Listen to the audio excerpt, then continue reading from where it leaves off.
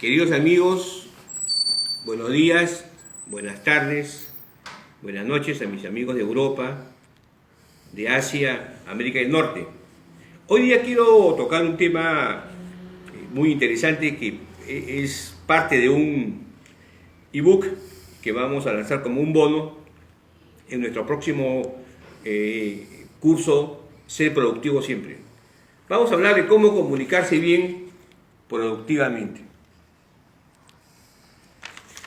Y es importante cuando yo digo cómo comunicarse bien productivamente porque el tiempo es oro, como dicen los ingleses. La importancia de la administración del tiempo. La administración del tiempo es uno de los secretos más grandes que se tiene en la gestión de las empresas. Y eso requiere en realidad todo un sistema y un orden. Lo que voy a tocar inicialmente es la importancia de la comunicación interpersonal.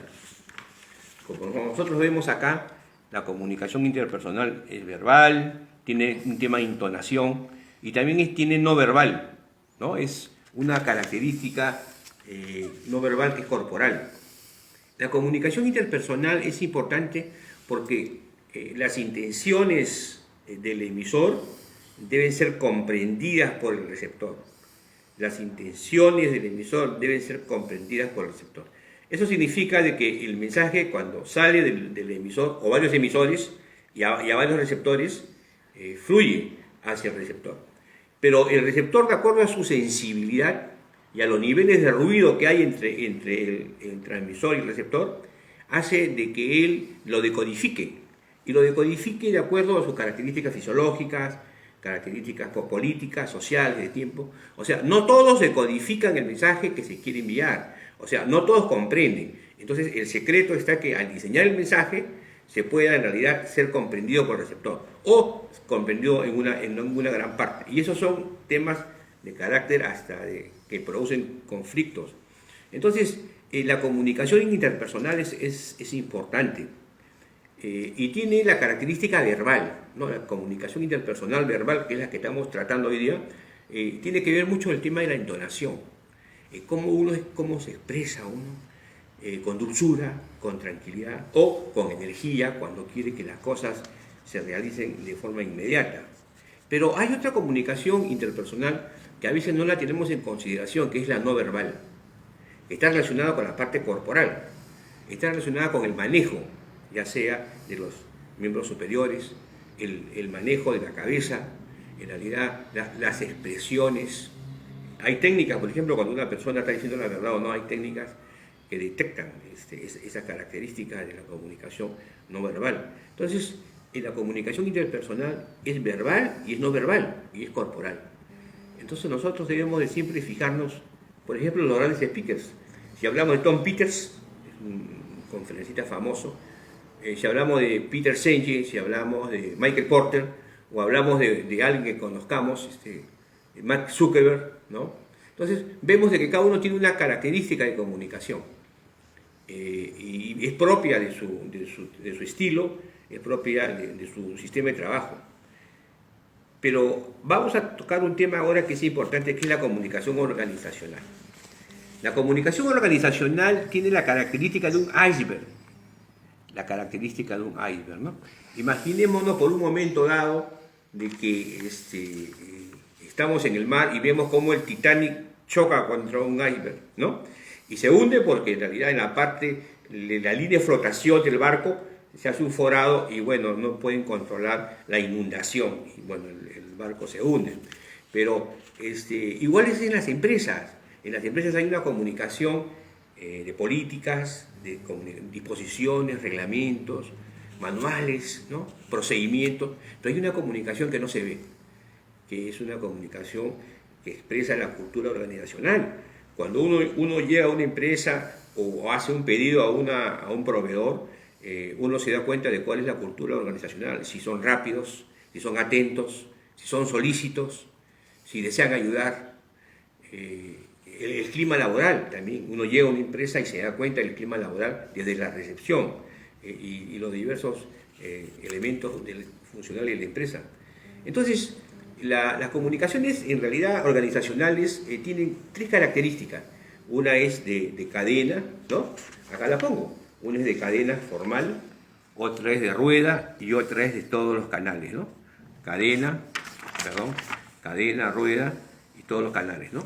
Entonces, y hay que tener mucho cuidado porque ya sea en las comunicaciones de cadenas, de rueda o de todos los canales, el uso de la comunicación verbal, el uso de la comunicación no verbal, el uso de los medios móviles, el uso de los sistemas establecidos para comunicarnos por email u otros medios o por redes sociales, hacen en realidad de que gran parte de la comunicación sea no formal, pero sin embargo eso está relacionado con la marcha de la empresa.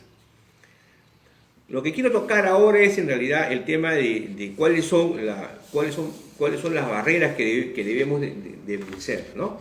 Las barreras que debemos vencer en las comunicaciones.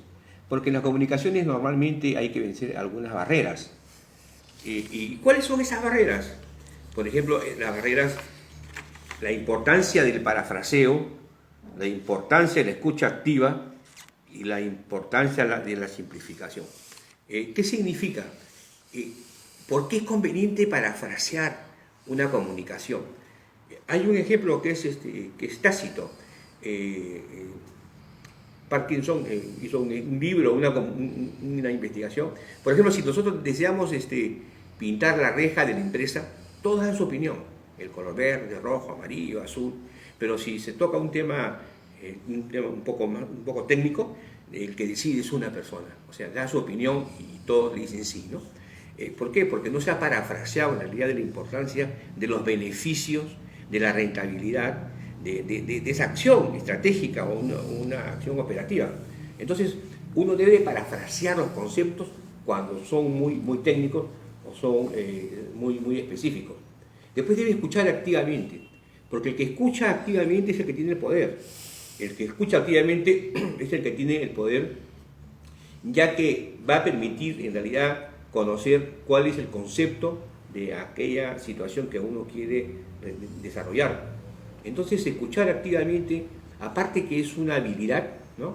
Es una característica muy importante en las empresas, en los medios gerenciales. El otro tema es la simplificación. ¿Y cuáles son las técnicas de la simplificación? Las técnicas de la simplificación yo las recomiendo. Si uno tiene que tener una comunicación en un directorio, con un equipo de trabajo, uno debe de anotar los puntos importantes en una hoja, escribirlos. Y posteriormente, ya lo que tiene que hacer es hacer una corrida, un ensayo y entrenarse para poder simplificar la comunicación. La comunicación, cuando es simplificada, puede ser repetida varias veces y puede ser comprendida. Pero si la comunicación es muy engorrosa, no es lo adecuado. Entonces, ¿cuáles son las fórmulas? Las fórmulas son las siguientes. Parafrasear, siempre parafrasear. Segundo, escuchar activamente, aprender a escuchar activamente. Parafrasear, escuchar activamente. Tercero, simplificar. Parafrasear, escuchar activamente y simplificar. Eso hace que las comunicaciones sean buenas. Bueno, queridos amigos, este es un avance de un ebook que vamos a tener nosotros próximamente en nuestro curso Ser competitivos y ser productivos siempre, que vamos a lanzarlo en muy poco tiempo. Y uno de los bonos es las comunicaciones, en base a la experiencia que hemos tenido por más de 10 años, en realidad haciendo asesoramiento de consultoría a las pequeñas empresas y a organizaciones también sin fines de lucro. Bueno, ha sido un gusto de verlos. Nos vemos. Gracias.